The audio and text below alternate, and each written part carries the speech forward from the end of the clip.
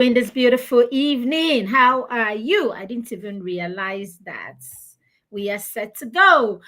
It's a beautiful Tuesday. How is everyone doing this beautiful Tuesday? Okay, today is one of my little chit chats. I've not been here for a week or thereabout. I think I'm going to come online more often, right? I think I'm going to come online more often for a few minutes every now and then, because when I go off for like a week and I come back, it's like you've not been here forever. So I'm going to come here more often. Even if it's just for this little chit chats for a few minutes. Today, I want to talk again about, why reading for children is not an option. It's not optional, rather. Reading for with children and getting children to love books is not optional at all. And not just reading for the very little ones, reading consistently with children is not something that is optional. It is a must. It is a must, right? And that is because a lot of times it's painful. It's painful when you see parents dragging children into all kinds of stressful method or manner of learning, because for us, we are trying to help them, or we're trying to do the best for them. Now we are screaming, we are shouting, we are saying, let children start reading right now, because we know that when children start reading early, then learning is not a problem, right? So if you can get the children to start reading now, then there will be no need for all that. You jump from one class, you jump from school to lesson, back home, another lesson. I've heard and I've seen all kinds of horrible routine when it comes to, all kinds of horrible routines when it comes to parents trying to get their children trying to get the best for their children, or trying to help their children achieve the best, when it comes to their academics and all of that. What we are saying is there will be no need for all that extra stress on these children if we as parents can do the right thing, if we can do the needful as early as possible. So, what it simply means is that as parents, we refuse to do what we are supposed to do, or we are ignorant of what it is that we are meant to do. And then we neglect our responsibilities, and later we start packing a lot for these children to do at once. We put them through a lot of stress, we put them through a lot of trauma. If it's not even, yes, some of them get traumatized. It's just that they are children and they can't articulate these things, and they can't say them to us as it is. But the truth about it, we traumatize these children, all in the bid to help them, or all in the bid to give them the best. You can give them the best right now. If really giving them the best is the goal, then dear parents, this is the time to help them get the best without stress. Help them get the best without dragging and causing them so much stress and so much harm in the name of giving them the best. Right. Now, why am I saying reading is important right now? I have shared this, I've talked about this. I have been talking about reading books for the last 1 or 2 months. Yes. We're talking about books at the point where we had, at the point where we're doing flash sale and book sale for our books. We're talking, even I've been talking about books since June, right? Somewhere around June. The whole of July, I spent the whole of July talking about books. And now, and part of June talking about books.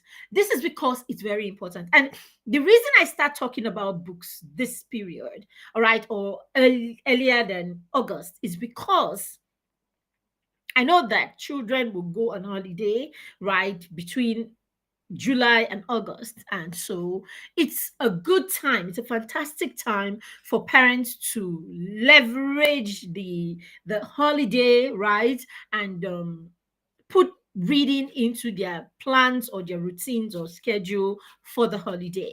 All right. So we start talking about this just so that we can sensitize, encourage, encourage parents, sensitize parents,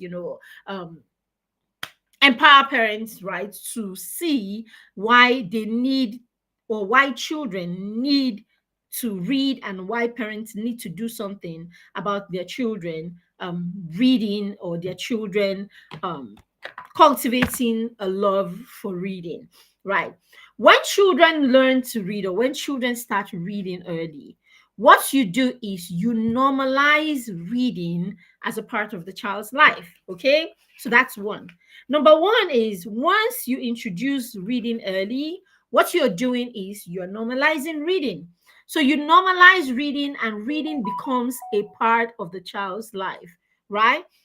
You normalize reading, and reading becomes a part of the child's life. So it's really easy for the child to see reading as one of those things that are normal. It's like the children, it's like you pray with the children, right? When you pray with the children early, and you do it in a way that the children come to love and appreciate, you realize that you would have sown that into their lives, and it's easy for them to get into that space, or to accept prayer as part of their lives. It's like brushing their teeth, right? So when we do this, we introduce it as a normal part of lives, a normal part of our lives, basically. Now, the more intentional we are about the things we introduce to our children, the more our children internalize these things, and the more they accept them and normalize them in their lives. So you can actually get your children, you can actually there are things that are supposed to be normal that you don't get intentional about, and it's neither here or there for your children. They don't internalize them, they don't make habits out of them, just because you didn't, you were not intentional about them. So being intentional as a parent is not is not optional, right? It's something that we should all be. We should be so intentional about every aspect of our children's lives, especially the things that we want to see, or the things we want to replicate in their lives. That's the secret to raising children, or raising children in the way that they should go, right? It's a secret to raising children in the way that they should go. Finding what that way is, and normalizing that way intentionally, letting the child know the why behind that way, helping the child understand how why this is important, and how this affects them. So when children understand why it is important, they understand how it affects them, and they see you practice it, right? Practice it intentionally and consistently. It's easy for them to just slide into that space, and it becomes a part of their lives. A lot of times, the reasons why they rebel, or the reason why they repel some of the things that we try to introduce them to, is because we ourselves do not we don't practice them. The children do not understand the why behind them, and we're not consistent about them. We're not consistent about these things. The children don't understand the why behind these things. They don't even know how this benefits them, or they don't understand how this benefits them more like it, and you're not consistent about it, and you of course are not living it out. But when you leave it out, you help them understand why it is important. You leave it out, and you are consistent. They automatically just slide into that thing, and it becomes a part of their convictions, basically. All right. So if there's anything that you think that you have taught your children for the longest time, and they've not internalized it, go back to the drawing board and ask yourself how you taught them this, and how you yourself modeled this, and how you have been consistent with it. Now, I've come to say to you, reading is one of those things that you want to put in that space where you help the children understand why it is important to them, where you get the children to practice it consistently, and where you get the children to see you practice this skill. This is how you help children cultivate a love for reading and internalize reading. It's not one of those things that you will say, I don't have time for. It's not one of those things that you would say, I don't like to do. Please, dear parents, it is one of those things that you want to intentionally pass down to your children. You want the love for books and reading to be one of the convictions that you pass down to your children, because of the times that we are in. Because of the times that we are in, we are at a point, in the world where knowledge is one thing, but what you're able to do with that knowledge is much more important. So, if our children are going to set themselves apart, if our children are going to distinguish themselves, then our children would not only need the knowledge that they get sitting in the classroom for where someone is passing down that knowledge to them, they will need the knowledge that they are hungry for and they are craving for, the knowledge that makes them go above and beyond to learn and to understand the things that they are learning and to apply those things in their lives. And reading books is one of the ways to get children in that place. Now, why do we have to start so early? Why do we have to start so early? I said already that we help to normalize reading when we start early. Number two, we help, it's one of the most it's one of the easiest way to bond with your child, right? It's one of the easiest way to bond with your child. Why is this? Because now you are bonding through a shared interest, right? I've said it many times, right? That if you want to be on the same page with your child, no matter how young your child is, right? You want to be on the same page. You want to bond, at a deep connection level, then create or have that thing that you do together, right? Have a common goal or have a shared interest, right? It's not just with your children, with everyone, right? If you want to be closer to the person, people in your life, then you must have a common interest. Have something that you both live for, something that you both that you're both passionate about, something that you're both interested in, right? So that is one way to get your child into that space early, to introduce that concept to your child as early as possible. Reading is one of those, right? You can share those bedtime stories, right? So that your child looks forward to this activity that you do together. The child looks forward to this activity that you do together. It becomes our little thing, right? It becomes our thing together. It becomes that thing that we do together, that thing that we share together, that thing that you that you owe me, kind of, quote and unquote. So that's why you will see your 2 or 3 year old will pick their book and walk up to you when it's bedtime. Okay, I don't know about you. Our daughter is 10 and she still picks her book and sees if I can read her a story or have a time with her before she goes to bed. She will still come with her book and say, Mommy, would you read me a book? And I'm like, oh, today I'm doing this, I'm tired or whatever. And she says, okay, can you come for pillow talk? Like, it's normal.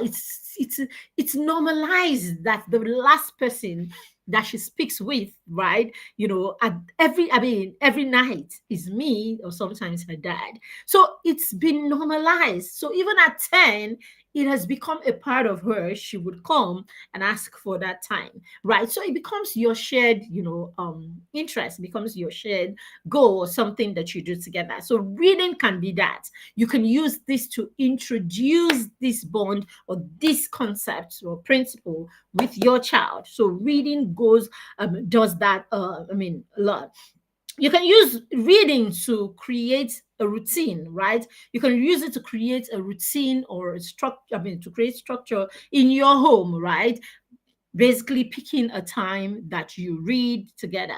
You pick a time that you read. So when the children were younger, we would stop and read at 8 p.m. in the night. So that's like the last thing they do before they go off to their bed and say a prayer and then go to sleep. We say a little prayer together at the end. So, but we used to have stop and read at 8. So at 8 o'clock, everybody stops everything that they are doing and then they go into that mode. So you're using it to teach your children discipline, isn't it? You can use it to as a part of your structure in your home to teach your children discipline and all, so that whatever it is, even during the weekends and they're watching TV, they look at the time and it's 8 o'clock, everything goes off and boom, it's time to read a book.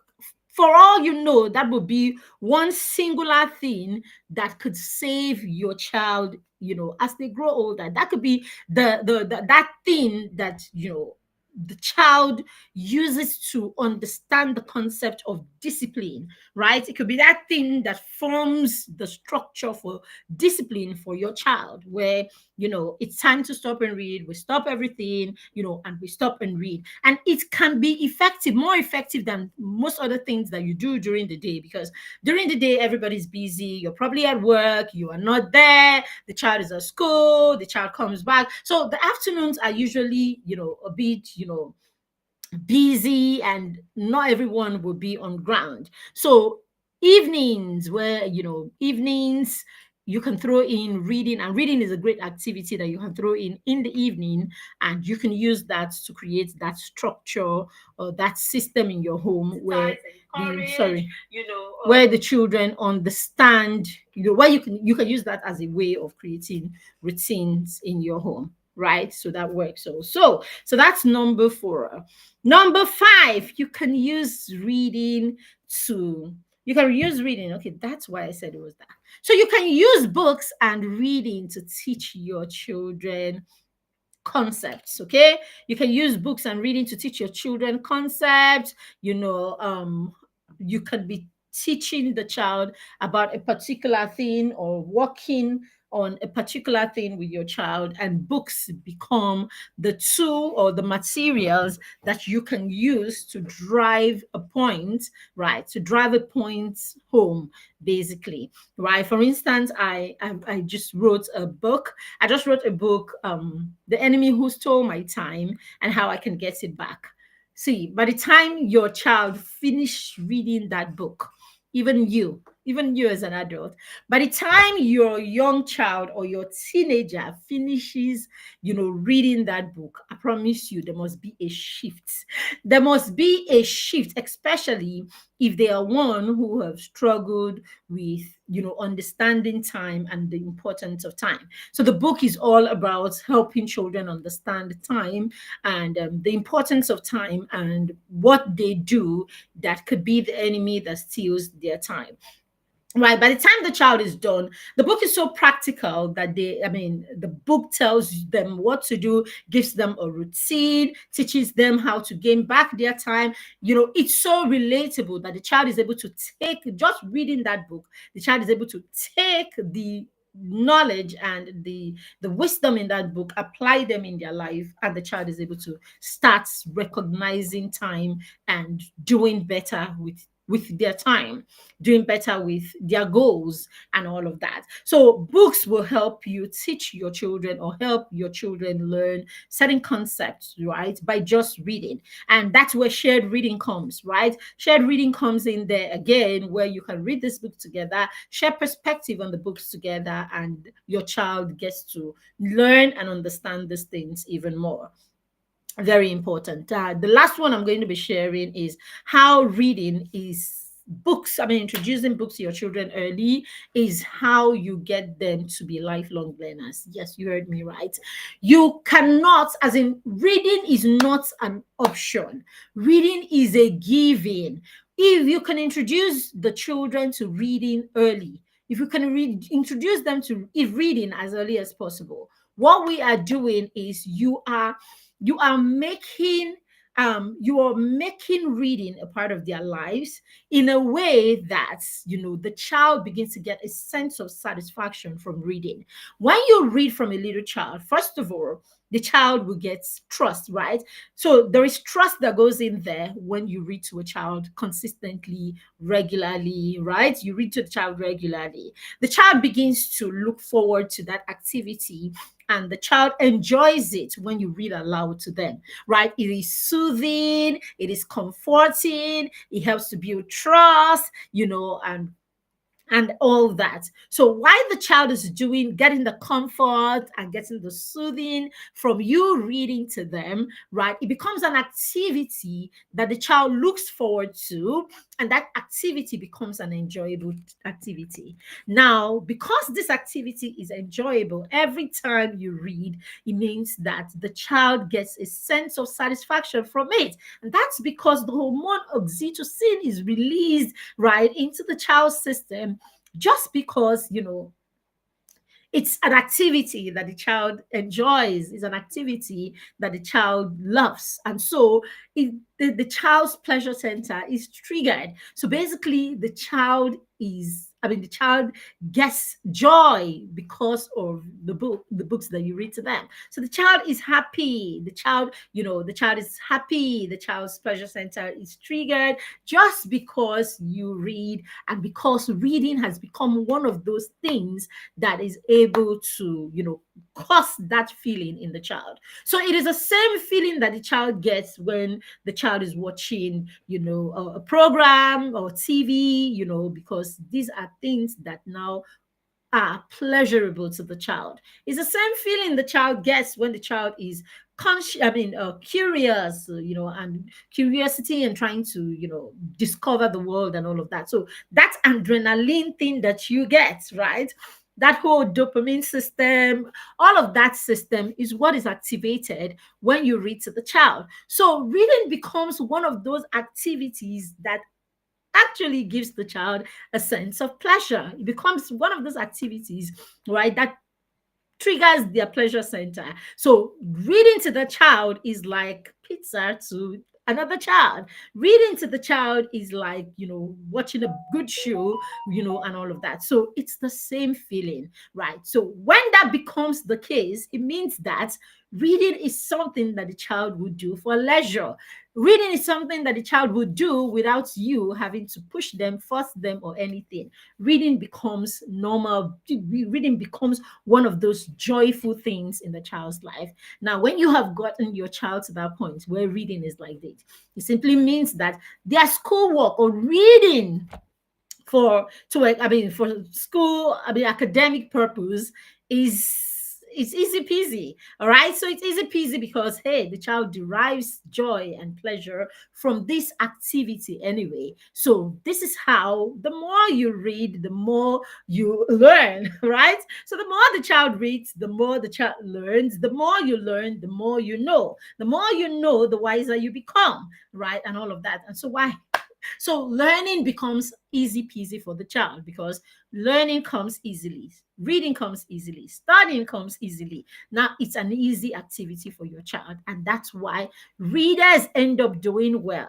You see, so readers end up doing well in all areas because now they become very knowledgeable people, and of course, very wise people, over time. So, this is part of it why your children need to read, and this is why we do the reading challenge, right? Our 30 days reading challenge, because we want to keep you and the child in that place where all of these things we're talking about, the bonding, the soothing, the bonding, the soothing, the joy, the sense of happiness, the fulfillment, the pleasure center, all of these things are happening, right? Because now we are having you and the child read in the most fun way. We're having you read with a lot of stimulating activities. As you do this, the children begin to get a sense of pleasure, or they begin to get a sense of joy from that activity. And yes, all the hormones and all the beautiful things that need to happen inside happen to make reading, that habit that the child cultivates. You see now. So that's where it is. So we want to keep you there for 30 days so that you can do this consistently. So all of these brain activities, all of these chemical, all that needs to happen for us to get to the point where these habits can be cultivated. So we say it is that challenge where zero readers become book lovers. Yes, it is that challenge where book lovers become voracious readers. So we want to get our children to that point, right? So we're staying here with you for a whole 30 days. I didn't say 3 days. I didn't say 30 hours. I said 30 whole days. From the 1st of August to the 30th of August, we'll be in this together. It's usually fun. It's a lot of energy. It's a lot of fun, and then our accountability system this year is top notch. Our reward system is top notch. So yes, if you have a child between 0, and you heard me, 0 and 10, then they need to be in the reading challenge. Get them on board the reading challenge. We're starting on the 1st. That's next tomorrow. So yes, you can see get on board. And yes, it's just 5,999 for you to join us. 5,999. I didn't say 55K. I said 5,999, and it's not dollars. It is naira. Yes. Only 5,999, and you are in the challenge. Let's roll and make the best of the summer holiday. And that's not all. Join the reading challenge, and you also get 2 amazing books, right? Ebooks that I created the summer holiday that you'll be getting this weekend. All right. You join the challenge and you get 2 amazing books. One of them is screen detox, right? Screen detox. How to get your children to,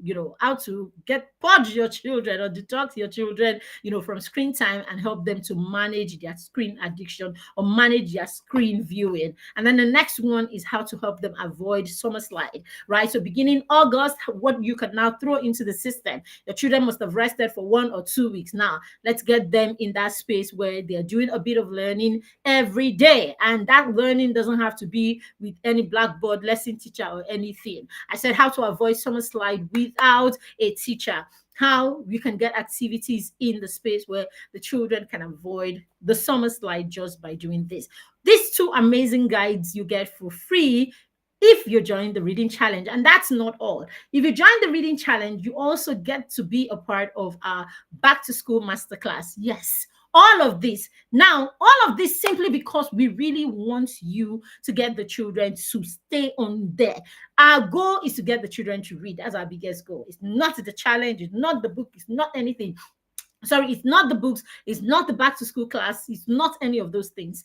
Our biggest goal is to get children to read because they need to read. If we tell you come for free, you will still come, you will come play, go up and down the place, and you will not do it. So get committed and come in and get the children to do what they have to do. All right, that's it. So the masterclass usually, the masterclass is what, 10,000 naira, right? That's the original fee for the back to school master class. And yes, we will be getting people to enroll for that, people who didn't join the challenge. So yes, if you want to get that for free, also hop in here and be a part of the challenge so that you also get to be a part of that master class for free just because you were here. So you get this challenge for 5,999, and you get extra packs worth 20,000. Yes, extra packs worth over 20,000 just because you joined the challenge. We never try, we don't try. All right, so we want to see you on board the challenge. We already have people in the challenge, so we're waiting for you to join us to be a part of the challenge. As I said, we move on the 1st of August, so you can join right away with just 5,999. Just check in the comment section after this session, and you would get all the details that you need to register your child for the book challenge. All right, so I can't wait to see you and your child in the challenge. I'm the umpire. The umpire is the one that makes sure that you're doing your challenge. I'm taking record of the challenge, and I'm just there to guide and make sure that your challenge is going on well. So I will be there waiting for you at the challenge, you and your little ones and your young children, even up to 10-year-olds. Okay, and your 11-year-old who is still in that space where they're neither here nor there when it comes to reading, bring them on board. Okay, even for older kids, but hey, let's leave it at 10, 11. All right, thank you very much for being here with me. Thank you. If you're catching the replay, give me a thumbs up. Let me know you were part of this and let me know where you joined me from. Have a fantastic rest of the evening.